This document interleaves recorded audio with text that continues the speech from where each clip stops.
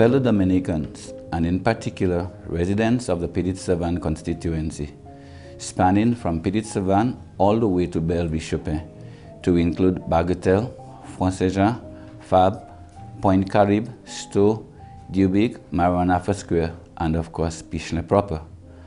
I bring you warm Yuletide greetings. As the sun sets on the old year 2020, I think it is fitting that we spend a few moments to reflect on the year that was, and what a year it has been, whilst at the same time we anticipate the ushering of a brand new year. Indeed, just about a year ago, although it feels like an entire decade, we were celebrating an overwhelming and unprecedented 15th victory for the Dominican Labour Party. My fellow Dominicans, as the new government was sworn in, a country awaited with feverish anticipation, eagerness, and unbridled optimism the continuation of the path that we had charted towards building a dynamic Dominica. A path that was already started with the bold new proclamation of making Dominica the world's first climate resilient country. A vision that was first shared with the rest of the world by the Honorable Prime Minister in the aftermath of the devastating Hurricane Maria, who wreaked havoc on our beloved island, leaving in her wake damages estimated in the billions of dollars, amounting to over 200% of our gross domestic product. Fellow Dominicans, the destruction was indeed overwhelming, the task ahead humongous, and may I dare say appeared impossible. And at that point, our country seemed unbuildable. In fact, many gave up hope and fled our shores, seeking refuge elsewhere.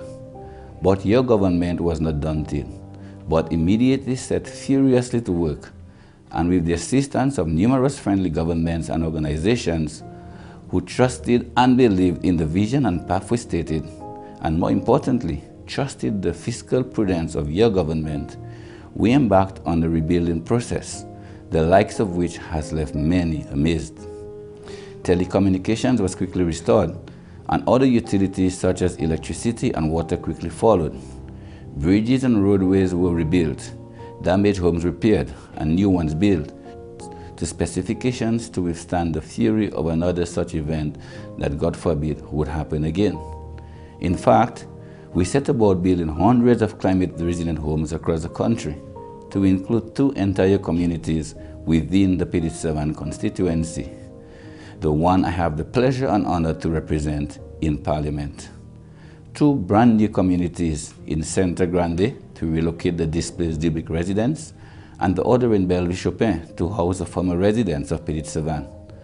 Both communities destroyed by Tropical Storm Erika some 5 years ago. And just when we were beginning to see the light at the end of the tunnel, along came the deadly SARS-CoV-19 virus, one which is plaguing the entire world, affecting tens of millions, resulting in hundreds of thousands of deaths. A virus unlike the world had not seen in well over 100 years, bringing back dreaded memories of the Spanish influenza of 1918.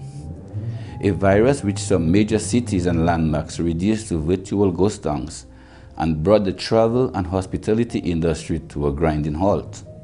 One which threatened and succeeded to destroy the economies of both developed and developing countries alike. And as one well can imagine, small island developing states like Dominica took a crushing blow.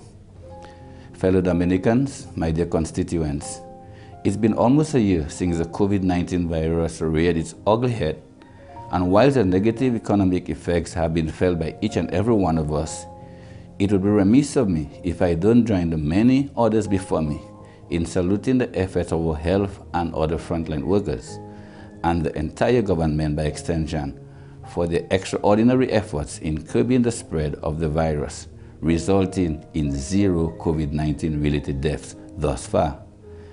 And we can proudly say, as a small developing nation, that our efforts thus far has been nothing short of phenomenal. Notwithstanding the effects of the virus, your government has guided us through what we are hoping was the most difficult part of the pandemic. Several major capital projects which had already begun were not halted. In fact, more than ever, We saw the need to intensify the works as more and more families across the island sought alternative income. I speak to the China-Dominica Friendship Hospital, the new Northeast Hospital, along with several modern polyclinics around the island. Our aggressive housing program continued, and new homes were delivered to hundreds of needy families, even amidst a global pandemic that had catapulted even some of the world's most mature economies into a tailspin. I say this, my dear people, because often we take these things for granted, and maybe because your government has over the years ensured that we will never forsake the most vulnerable. And in times like this, more than ever, our people need a government with resolve, one of character, one of compassion, and most importantly, one which never gives up. And we will continue to work for you, even amidst the chaos brought about by the SARS-CoV-19 virus. And with the advent of a vaccine already being administered in certain parts of the world, we remain optimistic that our lives and livelihoods will soon return to some semblance of normalcy. On this note, I think it is also fitting that we take a few moments to thank the Almighty Father for sparing us any major impact during the recently ended hurricane season. Indeed, the God that we serve is a merciful one. Fellow Dominicans, from a foreign affairs point of view, we continue to build on our existing relationships while embarking on an aggressive program to start new ones. And on this note, I would like to take this opportunity to express my most heartfelt gratitude to our partners for rushing to our side during this ongoing pandemic, thus allowing us to achieve our success so far. Words cannot express our appreciation to countries such as the People's Republic of China, which has provided us with medical supplies and equipment, especially at a time when these said supplies and equipment were in high demand. And not only the tangibles, but the numerous virtual conferences and interactions, both at the technical and diplomatic level, sharing experiences and expertise were equally important. We will forever remember your continued contribution to us, especially in these exceedingly difficult times. On this note, I would like to reiterate our unconditional commitment to the One China policy, and would like to reassure you of our government's unwavering support to you in the international arena. Over the years, the Republic of Cuba has proven to be an unmatched ally, especially in the area of medical and training assistance. And this was again brought to the fore from the onset of the COVID-19 pandemic, where a brigade of over 30 health personnel was rushed to our shores to aid in our fight against the virus. Their unrivaled experience and success in the medical field and with events such as this was also shared with our local experts, and there is no doubt that this contributed significantly to our success story. Again, I would like to call on the international community to re-intensify its efforts to call for the removal of the unethical, inhumane, and unjust economic blockade against the people of Cuba, which has resulted in decades of hardships. I would also like to state our outright disgust and denounce the baseless claims made against the Cuban Medical Brigade, which has brought relief to millions of people around the world, again highlighted during this ongoing pandemic. To the Republic of Cuba, the Commonwealth of Dominica stands in solidarity with you and supports the nomination of the Henry Reeves Medical Brigade for the award of the Nobel Peace Prize. Viva Cuba siempre. The Bolivarian Republic of Venezuela, despite your domestic challenges, your assistance was most meaningful, and like Cuba, we stand in solidarity with you and will continue to advocate against the harsh economic measures that have been leveled against your country and people. Time and space will not allow me to speak to the numerous other countries and organizations who have assisted us in one way or another, whether after the two devastating storms or during the current pandemic. But it would be remiss of me if I did not mention organizations such as the World Health Organization and PAHO, whose expertise and advice have gone a long way in guiding us towards our amazingly effective health protocols. Other institutions such as CARICOM, CARPHA, the OECS, the World Bank, the IMF, and the United Nations, Your collective contributions have undoubtedly left an indelible mark on the landscape of our country, and we want to thank you for your efforts. To the international financial institutions, we appreciate your continued confidence in the fiscal governance of this administration, which has led to numerous grant and concessionary funding, all in an effort to relieve the plight of our citizens. As we wrap up this incredibly challenging year within the Ministry of Foreign Affairs, let me take this opportunity to wish the entire staff a very Merry Christmas and look forward to the new year with much optimism. To my dearest constituents, just over a year ago, you again placed your overwhelming confidence in me as your choice to continue to represent you for a third consecutive term in the Parliament of the Commonwealth of Dominica. And for this, I feel both honored and humble. And as challenging as the year has been, we can proudly boast of several success stories. We have seen the total relocation of the former PETITE residents at Belleville-Chopin, a community which is fast becoming the pride and joy, and may I dare say, the hub of the southeastern part of Dominica. In addition to the allocation of homes, the beginning of economic activities at the commercial plaza and the development of several social and sporting groups and events augurs well for the future of the community. Indeed, it warms my heart to see how everyone has finally settled in the new community. And as a member of Parliament, and I have stated several times before, notwithstanding my human weaknesses and shortcomings, I feel a certain sense of pride every time I drive through or visit the community, and I am honored to have been part of that experience. Our new health facility is completed and will be commissioned within the next few weeks. We await patiently the start of the brand new school, a gift from our friends from the People's Republic of China. We recognize the delay in the start to the travel restrictions brought about by the ongoing pandemic, and I would like to implore the patience, understanding, and cooperation of all concerned with the interim measures that are currently in place. The new health facility at Bagatelle is also at an advanced stage of construction, and we eagerly await its completion, as the site of the old structure will soon give way to the construction of new modern climate-resilient building units, a much-needed project for that area. On that note, while post-Maria, we embarked on an extremely aggressive housing repair in that part of the constituency, I am aware that the needs are still many, and we are hoping that the new housing units, together with the recommencement of the home repair and construction early in the new year, will improve the housing situation in these communities. We have also witnessed the recommencement of work on the Bagatelle Bridge, and again, like I have done many times before, I would like to apologize for the suspension of work on the said project and deeply regret the inconvenience caused to the affected residents of that particular area.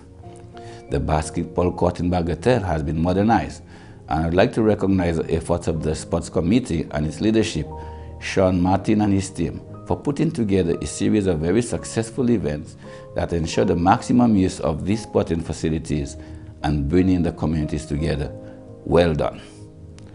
I'm also looking forward to the upcoming Cricket League, where I can play for the Project Eagles in my role as an all-star all-rounder, whilst at the same time increasing my social and physical presence within the communities.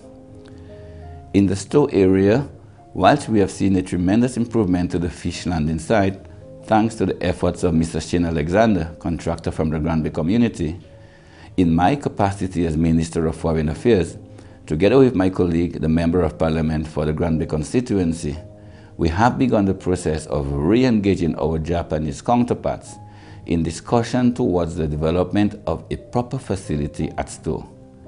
In addition to fish landing and other fisheries-related activities, this facility will serve as an alternative route to that part of the island, which results in frequent cutoffs from the rest of the country during adverse weather events.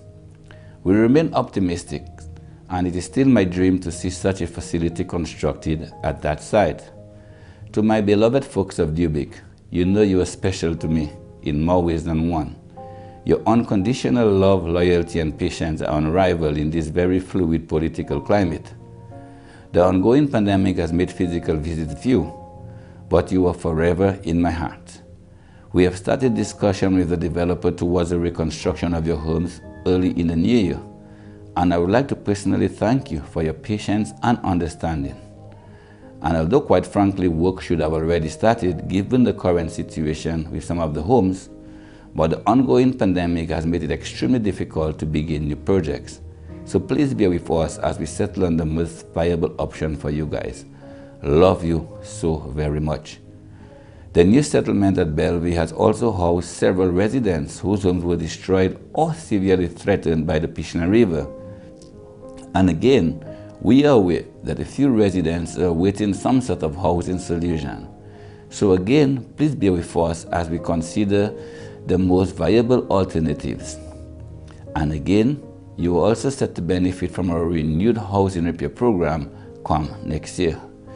The crossing at Flip will be part of the soon-to-begin Bagatelle to Ruby Road, a project long time conceptualized after the passage of Tropical Storm Erika, but had to be redesigned following damages caused by Hurricane Maria 2 years later. We have also seen repair to the famous Bird's Nest basketball court, home to the most talented basketball team on island, the Pishna Falcons. On this note, I would also like to extend my best wishes and appreciation to the Pishna Sports Club under the astute leadership of my dear friend Mr. Yannick Regis, and we look forward to bigger and better things in the coming years. Much has already been said of the now extended Bellevue community, and like I have done before, I would like to thank the original residents of Bellevue for extending an open arm welcome to the displaced PETITE residents. The meshing of the communities has indeed been taken to a new height, as we've seen a flurry of social and sporting events, thanks to the efforts of the Bellevue Sports and Events Committee, made up of dedicated residents from the said communities. Special mention must be made of Mr. Brendan Williams and his team for their hard work and the tremendous supportive role you play, and to Mr. Aaron Laura and all other members of the committee. Big up Dusher, Emalia Werner, and all the others. So, my dear people, as this whole year draws to a close, it would be remiss of me if I don't shout out to all the various individuals and groups who have in one way or another been such a source of strength, comfort, and support throughout the past year.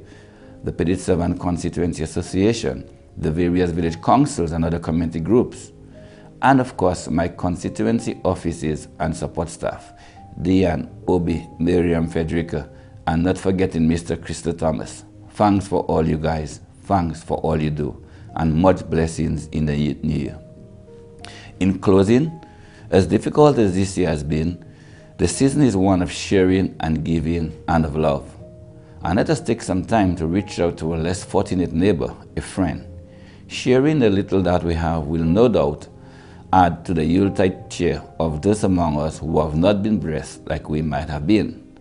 I recommit myself to the better in the new year and look forward to your love and support in whatever ventures and initiatives that we embark upon. So on behalf of myself and my lovely wife and family, let me wish you all a very joyous season and a prosperous new year. I thank you.